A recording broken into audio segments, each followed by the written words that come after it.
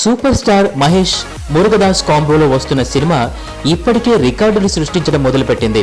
ఈ cinema satellites ఏకంగా 25 కోట్లకు తెలుగు హిందీ రైట్స్ ను కొనేశారంట జీటీవీ వారు. సాధారణంగా ఒక Telugu cinema Hindi dub rights satellite market కేవలం 2 నుంచి 3 కోట్లు ఉండేది. మహేష్ కాబట్టి ఇంకో 5 కోట్లు వేసుకోవచ్చు. కానీ తెలుగు హిందీ కలిపి ఏకంగా 25 కోట్లు అంటే అందరూ షాక్ అవుతున్నారు. ఇంత పెద్ద మొత్తం ఓ దక్షిణాది సినిమా శాటిలైట్ అవ్వడం సెన్సేషన్. కేవలం బాహుబలి మాత్రమే తెలుగు రైట్స్ 30 కోట్లకి 2 పార్టులు కలిపి మా టీవీ దక్కించుకుంది. సో ఈ లెక్కన చూసుకుంటే మా టీవీకి దీటుగా జీ తెలుగు సినిమాల శాటిలైట్స్ కు పోటీ పడుతుందని చెప్పొచ్చు.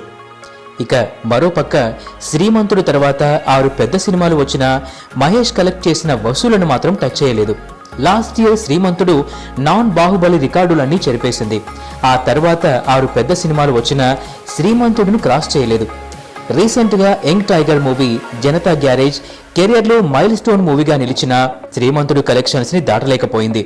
సో బాహుబలి వదిలేస్తే highest collections record Mahesh they అని చెప్పాలి. అంతేకాకుండా మహేష్ మురుగదాసు సినిమా తెలుగు హిందీలో రిలీజ్ అవుతుంది కాబట్టి ఆ సినిమా ఈజీగా 100 కోట్లు పైగా వసూళ్లను సాధిస్తుందని నమ్ముతున్నారు. మరి అదే జరిగితే బాహుబలి తర్వాత మహేష్ సినిమా కలెక్షన్స్ టార్గెట్ అవుతుంది.